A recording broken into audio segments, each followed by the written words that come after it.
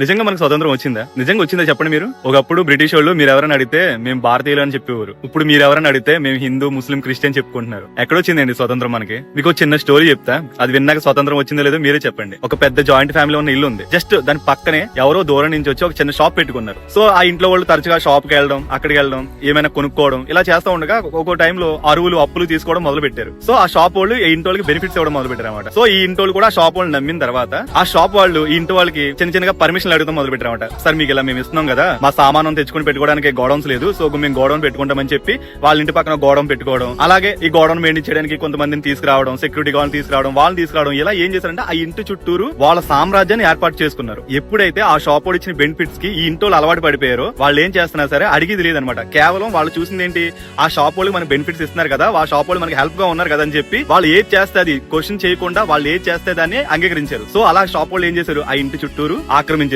తర్వాత ఏమైంది, తర్వాత ఆ షాప్ వాళ్ళు ఆ ఇంటిని చుట్టుముట్టి ఆ ఇంటి మీద దండయాత్ర మొదలు పెట్టారు. ఇంట్లో ఉన్న వాళ్ళు ఒక్కొక్కరిని చంపుకుంటూ పోయారు. ఇంట్లో ఉన్న నగలు, ఇంట్లో ఉన్న సంపద, ఇంట్లో ఉన్న ధాన్యాలు, ఇంట్లో ఉన్న వాళ్ళందరినీ చంపేసి అవన్నీ దోచుకోవడం మొదలు పెట్టారు. కానీ కొంతమందిని వదిలేశారు, ఎందుకంటే వాళ్ళ సేవకులుగా చేసుకోవడానికి. అలాగా కొంతమందిని కొంతకాలం ఆ ఇంట్లో ఉన్నదంతా దోచుకున్న తర్వాత వాళ్ళ ఇంటిని వదిలేసి వెళ్ళిపోతే ఆ ఇంట్లో ఉన్న వాళ్ళకి స్వతంత్రం వచ్చినట్ట.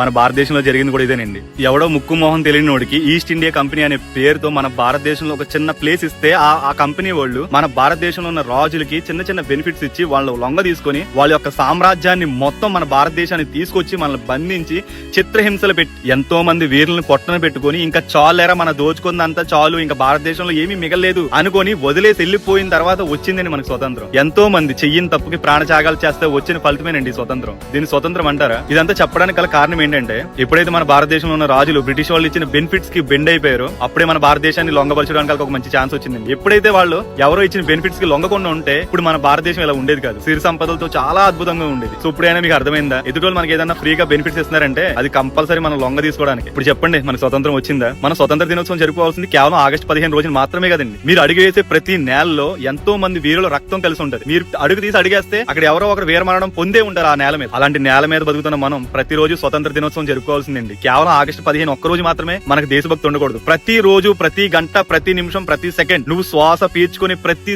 టైంలో కూడా నీకు దేశం అంటే గౌరవం ఉండాలి, దేశం అంటే భక్తి ఉండాలి. ఎంతో మంది వీరుల ప్రాణ త్యాగమేనండి మన ఈ స్వతంత్రం. కేవలం ఆగస్టు 15 ఒక్క రోజు మాత్రమే మనం ఈ స్వతంత్ర దినోత్సవం జరుపుకోవడం కాదు, ప్రతి రోజు జరుపుకోవాలి, ప్రతి నిమిషం జరుపుకోవాలి. అలాంటప్పుడే మనకు స్వాతంత్రం వచ్చినట్టు. అండ్ ఎప్పుడైతే ఈ కులాలు, మతాలు అన్ని సమూలంగా నాశనం అయిపోయి మనుషులందరూ ఒకటే, దేశం అంటే మట్టి కాదు, దేశం అంటే మనుషులే అని ఎప్పుడైతే ప్రతి ఒక్కరు నమ్ముతారో ఆ రోజండి మనకి నిజమైన స్వతంత్రం వచ్చినట్టు. ఏ రోజైతే కుల మతాలు లేని భారతదేశం ఏర్పడుతుందో ఆ రోజండి మనకి నిజమైన స్వతంత్రం వచ్చినట్టు. ఇప్పుడు చెప్పండి, భారత్ మాతాకి జై.